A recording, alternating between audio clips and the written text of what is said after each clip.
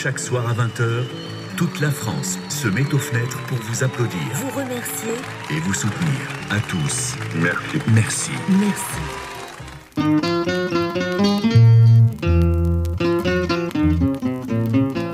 La pègre on en est, la chienlit aussi, des éléments parfaitement incontrôlés, des indésirables, des autres enragés, et quelques milliers de groupuscules isolés. Nous sommes tous des dissous en puissance. Nous sommes tous des juifs et des Allemands. Nous sommes tous des dissous en puissance.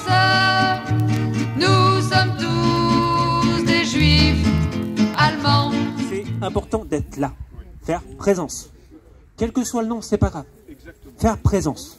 Parce que de toute façon, comme effectivement, il est fort probable que beaucoup de gens s'allient à nous bientôt, parce que le contexte économique, le contexte social est dramatique. Et va être de plus en plus dramatique. Nous sommes la pointe de l'iceberg. J'ai parlé à plusieurs personnes qui sont salariées, qui sont caissières, qui sont pompistes, etc. Et ces gens-là, ils lisent, ils voient et ils entendent. Non seulement ils ont peur de la situation actuelle au point de vue du travail, et ça, on est tous d'accord, on va vers une catastrophe monumentale. On va aussi vers une catastrophe, et elle est là déjà, puisque évidemment les gens n'ont pas vu l'augmentation, enfin ceux qui ne comptent pas leurs sous. Et ceux qui comptent leurs sous, ils l'ont vu. On n'a pas vu l'augmentation du carburant, on n'a pas vu l'augmentation du gaz. En été, c'est rare qu'on branche la chaudière. Mais là, les gens, et je peux parler dans ma famille, ils n'allument pas le chauffage et je vais les aider à pouvoir se chauffer cet hiver. Quand on veut avancer, la première chose à faire, c'est de trouver une résistance. Je sais ce que je repousse, mais je sais aussi vers quoi je veux aller. Donc, c'est ça qu'il faut, c'est la phase qu'il faut maintenant, il faut la deuxième partie du cycle. On repousse et on sait où on va. On va vers la liberté. Qu'est-ce qu'on fait de cette liberté? Nous sommes des gauchistes, des aventuristes, marxistes, léninistes, guévaristes ou trotskistes. Nous sommes des anards, nous en avons marre de voir vos flicards quadriller nos boulevards. Moi, je voudrais m'exprimer également. Je m'exprime au nom du comité de résistance et de reconquête de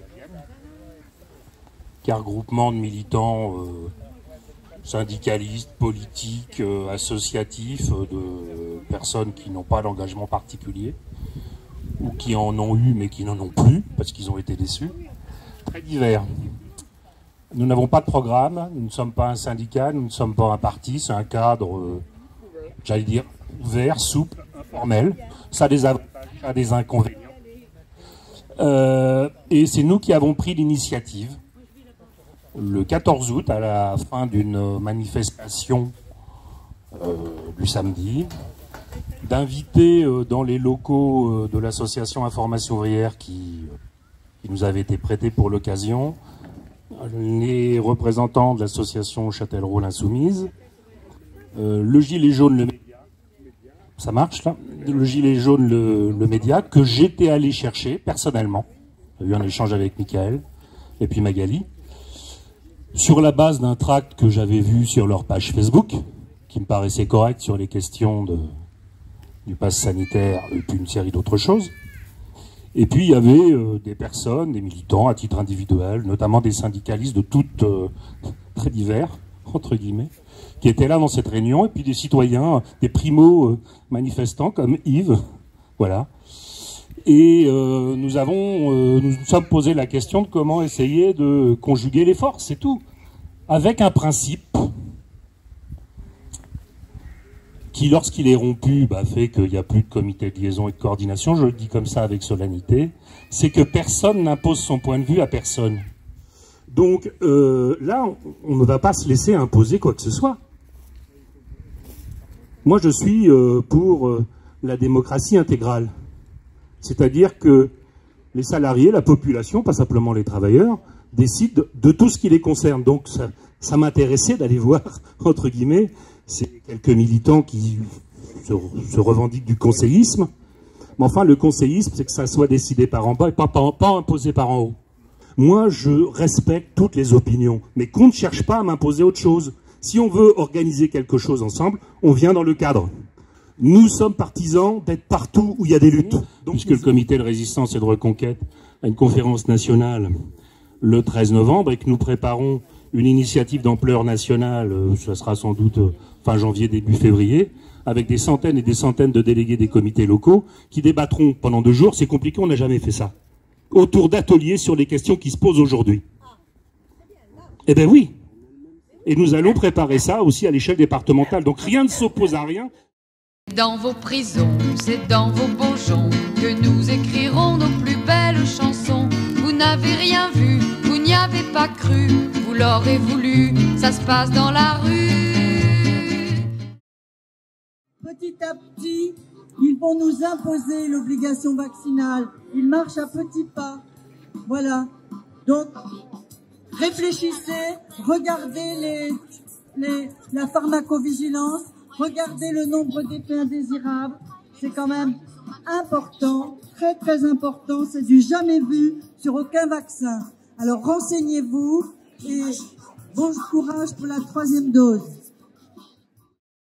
Officiel du ministère des Solidarités et de la Santé, il y a dans ce pays, dans le secteur hospitalier, près de 31 000 professionnels de santé, hospitaliers ou médecins d'ailleurs, qui sont suspendus, qui sont donc interdits d'exercer leur profession, qui sont privés de salaire et en plus de tout revenu de remplacement.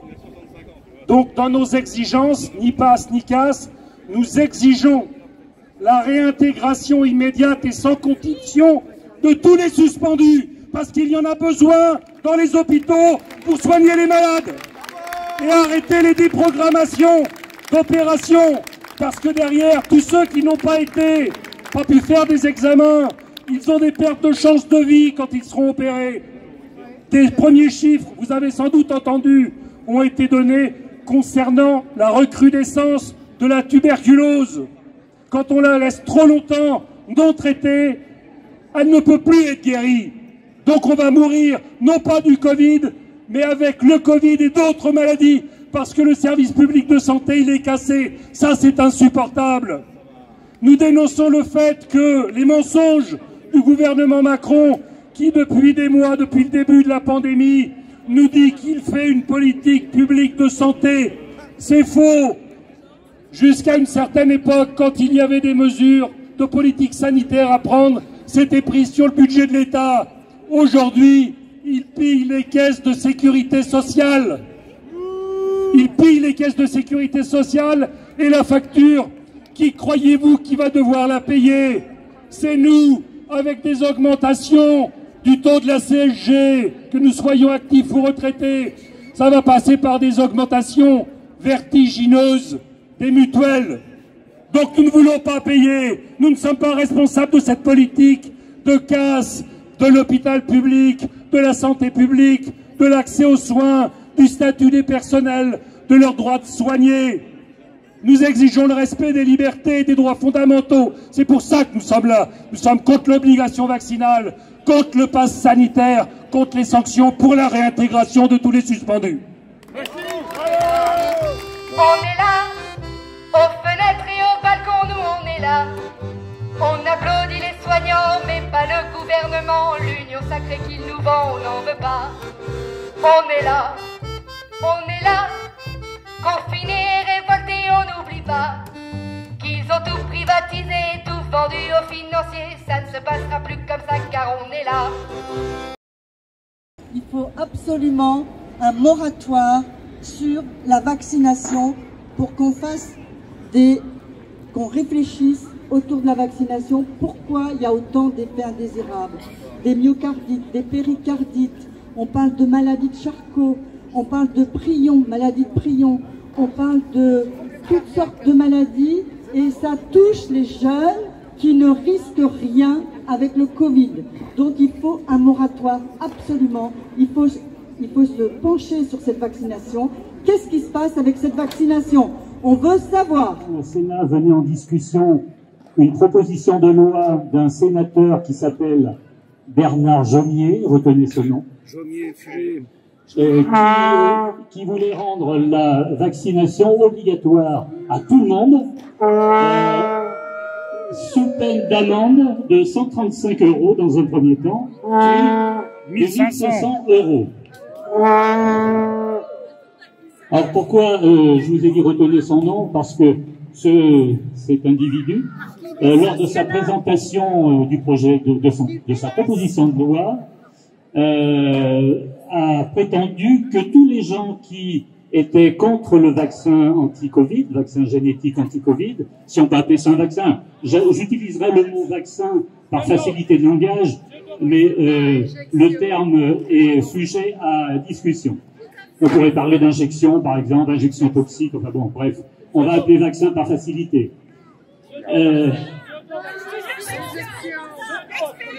Injection expérimentale. Mais comme ils auront sans doute leur autorisation définitive un jour, c'est un argument qui tombera, sans pour autant que ça améliore le produit. Donc j'évite de parler d'expérimentation. Il y en a déjà deux qui l'ont. On verra. Pour l'instant, tous les dégâts causés par les vaccins sont passés sous silence. Et pour les trouver, il faut vraiment être très assidu, avoir une forte volonté, parce qu'il faut aller sur le site européen, où on trouve des fichiers éparpillés à droite et à gauche, et il faut faire tout un travail de concaténation, c'est-à-dire de rapprochement de ces fichiers pour trouver les chiffres. On vous les rappelle, la semaine dernière, on était à 26 523 morts, et puis on approchait 1 200 000 d'effets indésirables de nature grave, c'est hospitalisation, paralysie, etc. Certains irréversibles, avec des séquelles irréversibles. Hein, tout à fait. Alors, d'après ce sénateur dont je vous parlais tout à l'heure, vous êtes tous ici, je ne veux pas parler politique, hein, la politique n'a rien à faire là-dedans, c'est uniquement une affaire de privation des libertés, que ce soit de la droite-gauche ou quelle couleur que ce soit, peu importe, mais vous êtes tous ici, je vous l'annonce, des gens d'extrême droite. Parce que ce sénateur Jomier a ainsi présenté sa loi en disant que c'est l'extrême droite qui s'est emparée du vaccin comme symbole d'une lutte contre les autorités sanitaires, les autorités politiques et, au fond, contre la démocratie. Alors, voilà. Un tel niveau de bêtise est vraiment ahurissant et on est estomaqué de voir que on a dans les sphères du pouvoir des gens d'un tel niveau. Alors, le même jour, donc, je vous donne le résultat, vous le connaissez sans doute, hein, le Sénat, et grâce notamment à un discours absolument remarquable qu'a fait une autre sénatrice du Bas-Rhin, Madame Müller-Bronn, qui a fait un discours plein de vérité, de justesse et de raison, et qui a permis, enfin, a contribué en tout cas, à permettre que cette proposition de loi soit rejetée, et soit rejetée avec une forte majorité de 262 voix contre 64. Oui, mais je ne vais pas parler de parti, peu importe la coloration politique.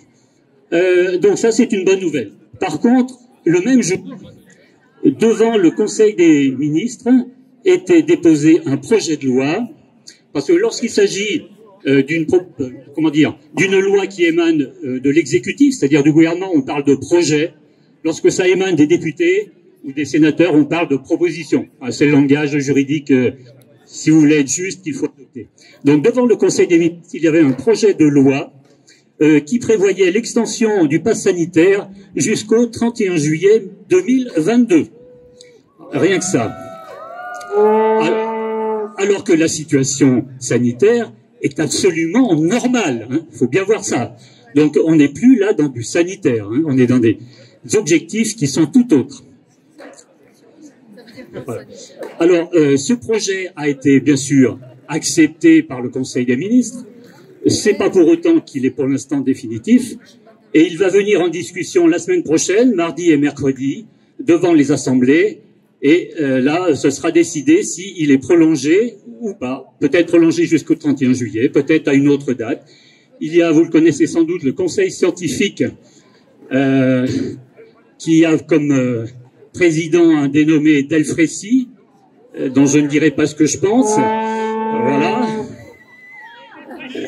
Voilà, qui a eu une position, on va dire, intermédiaire, en disant qu'il était plutôt favorable, ce Conseil, à la prolongation du pass jusqu'à la fin de l'année 2021, mais que toutefois, le gouvernement pouvait être libre de le reprendre à tout moment quand il le voudra, selon le fait du prince en quelque sorte, hein, pour ne pas dire selon les caprices de certains. Voilà. Bon, ça c'était les deux nouvelles. Il y a eu un autre événement cette semaine, qui s'est passé le 15 octobre, donc vous le savez. Les autotests qui jusque-là étaient acceptés, qui pouvaient dépanner dans certaines circonstances, maintenant ne permettent plus d'avoir un pass sanitaire et sont devenus payants pour les gens non vaccinés. Les tests PCR qui coûtent 44 € et les tests antigéniques qui coûtent, selon que vous le faites au laboratoire ou en pharmacie, 25 €, 22 €. Voilà. Donc ça, c'était les dernières nouvelles de cette semaine. Donc à surveiller pour la semaine prochaine, mardi et mercredi, à suivre de près, que vont décider les assemblées concernant la reconduction du pass. C'est essentiel. Et j'espère qu'à Paris, il y aura de fortes manifestations, aussi bien mardi que mercredi, devant ces assemblées, enfin du moins à l'extérieur de leur bâtiment, comme il y en a eu une mardi dernier, la veille donc de leur vote concernant la vaccination obligatoire à tous, qui a donc porté ses fruits.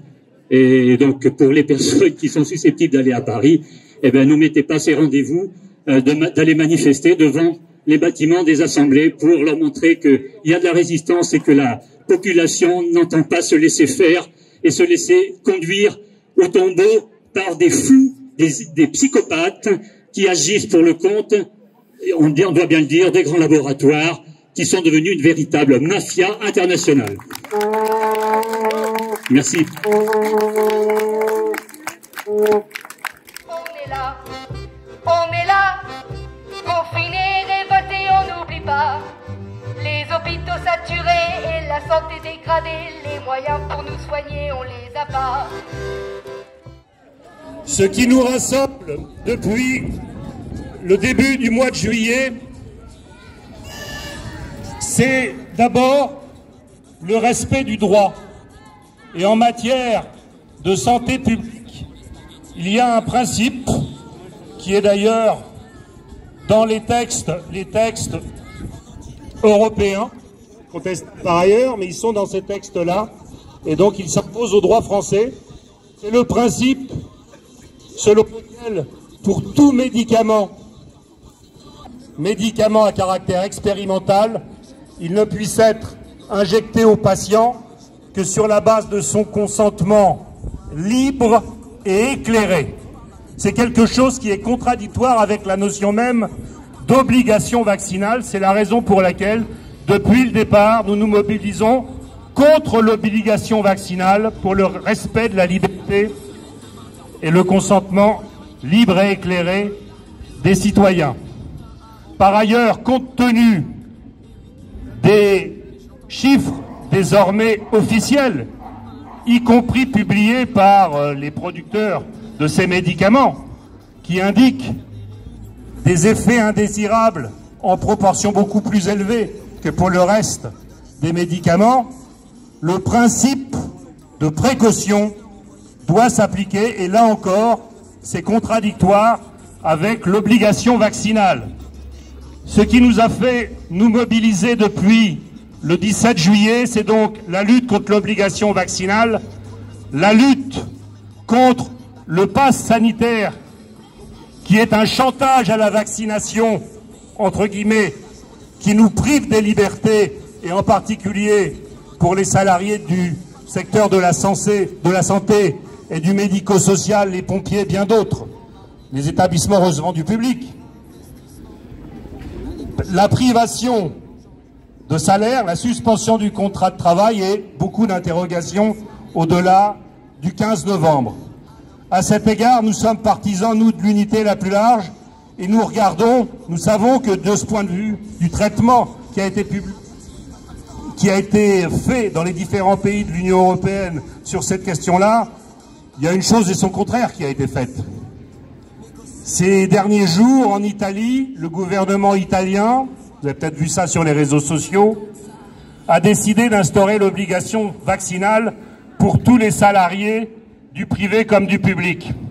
À la différence de la France, en Italie, les confédérations syndicales, toutes ensemble, ont décidé d'appeler à la mobilisation. Il y a eu la semaine dernière des millions de grévistes et encore beaucoup plus de manifestants pour le respect de la liberté, puisqu'il y a à peu près 20% des Italiens qui ne sont pas vaccinés. C'est là aussi une des atteintes permanentes aux libertés. La voie, elle est de ce côté-là. Nous sommes, depuis le début de la pandémie, depuis les 2 confinements, depuis toutes les mesures liberticides qui ont été prises, et puis en parallèle de la loi sur la gestion de la crise sanitaire adoptée le 5 août, nous n'oublions pas les 8 lois liberticides qui ont été prises, sécurité globale, séparatisme et tant d'autres.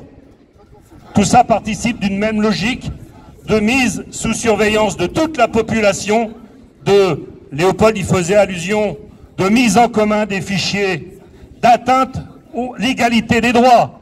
Vous serez remboursé ou pas selon que vous êtes vacciné ou pas. C'est l'égalité en droit des assurés sociaux, donc de la sécurité sociale qui est remise en cause.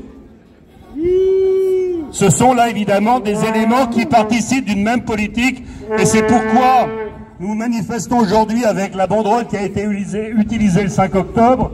Ni passe ni casse, ni obligation vaccinale, ni passe sanitaire, ni sanction, ni casse de l'hôpital public. Puisqu'en pleine pandémie, aujourd'hui, si on déprogramme, c'est pas parce qu'il y a trop de malades, c'est parce qu'il n'y a plus assez de personnel parce qu'ils ont été mis dehors. Nous défendons également l'assurance chômage et les régimes de retraite. C'est pour ça que nous continuerons à manifester pour le respect de toutes nos libertés et nous sommes entrés en résistance.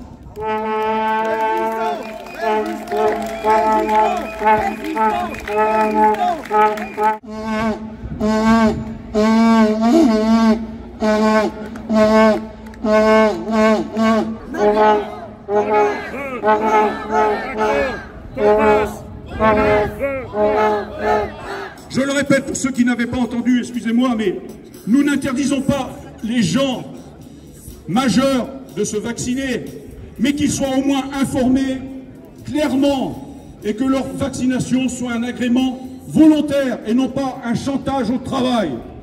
Le pass est une atteinte grave à toutes nos libertés publiques.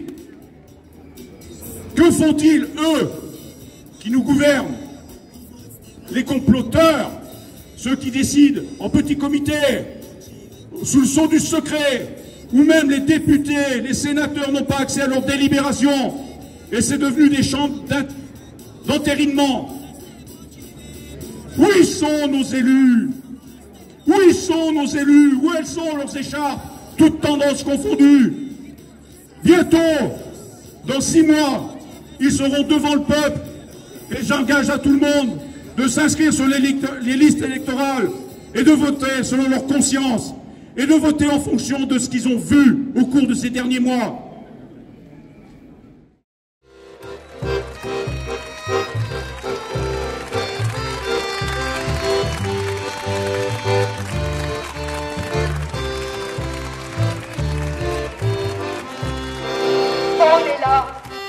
On est là, confinés et révoltés, on n'oublie pas.